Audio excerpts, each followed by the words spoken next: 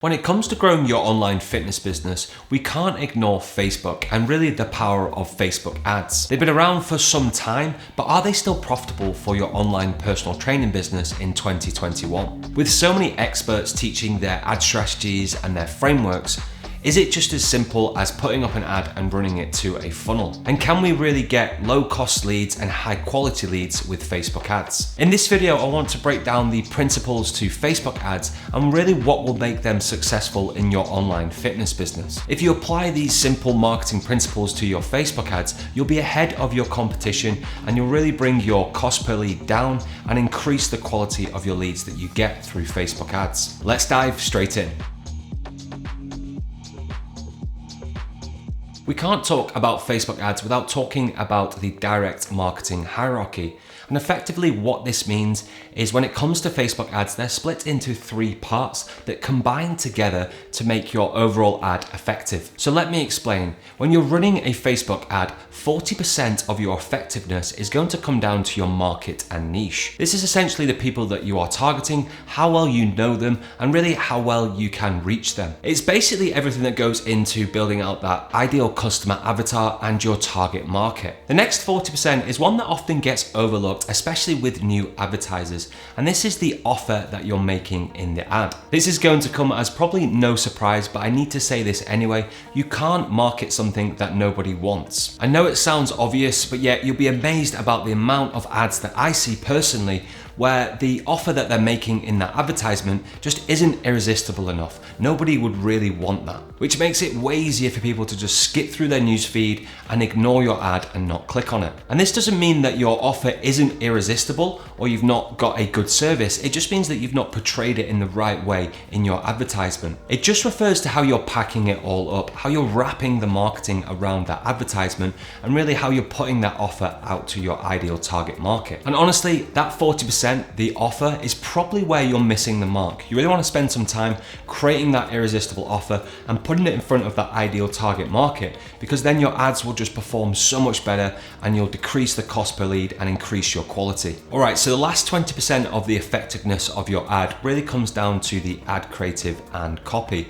And this is really the words that you're going to use in your headline, in your main description, and also your copy. And then it's looking at the creative. So you're looking at the image you're using and also the video. It's basically all the design elements around your advertisement. And everything in here needs to be a reflection of your niche that you've chosen and also the offer that you're making. So you've got congruency with your ad, your offer, and your niche. So that makes up the 100% of the effectiveness of your ad. We've got the 40%, which is your niche. We've got the other 40%, which is your offer. And then we've got the 20%, which is the creative and copy that you're going to use on that advertisement. So the beauty of Facebook ads is because 40% of your effectiveness of your ad comes down to your ideal target market, you can really start with a low budget. Why? Because as long as you understand your ideal target market, Facebook's algorithm and Facebook's system is so good at targeting that you can really get in front of your ideal target market very, very effectively and also for a really good price. So really 40% of your ad effectiveness is taken care of by Facebook. And that gives you more time to spend on the other elements like creating the ad copy and also crafting an irresistible offer so that you can put that in front of the right people and really have success with your Facebook ads. So how do you do that? How do you make sure you're crafting the right offer and then you're putting the right message in front of the right people? How do you get that right? Well, this brings us to a really cool feature on Facebook ads, and that's where we can split test a lot of different angles. So we can split test different offers, and we can also split test different creative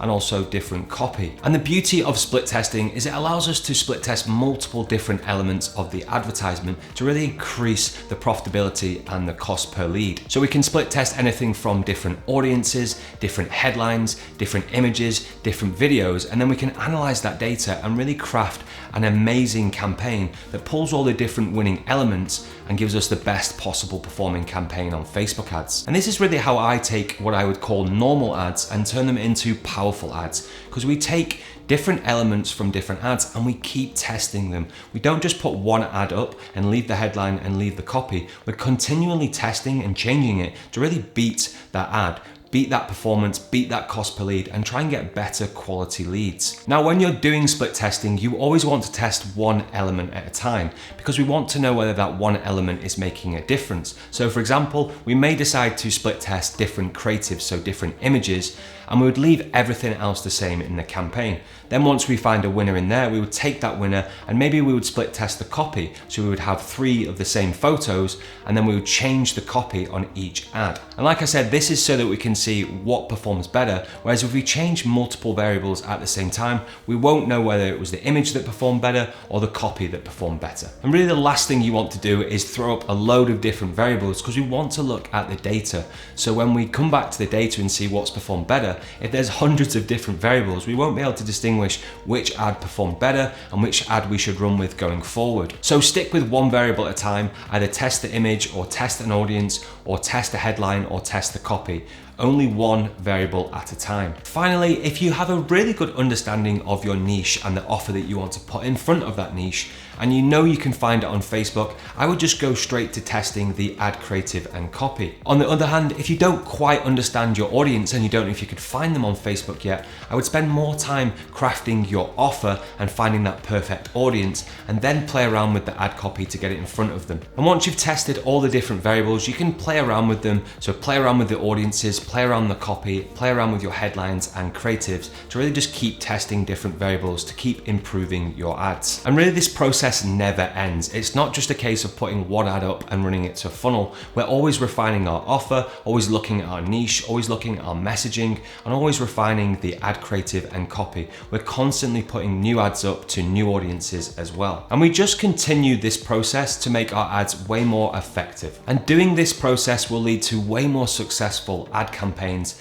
and a lot more profitable leads on Facebook ads in 2021. It's really these simple and basic marketing principles that will keep Facebook ads profitable. It's not just as simple as putting one ad up and one funnel and just letting it run. We want to continually test, and that game never stops. So the name of the game is test, test, test, and really test again. If you want to learn more about how to start, grow, and scale your online fitness business, then the next thing you want to do is check out the video I've got linked up here on doing Zoom workouts is not online personal training. In this video, I talk about the 3 C's of what makes up the foundations for your online fitness business. So be sure to check that out, and I'll see you in the next video.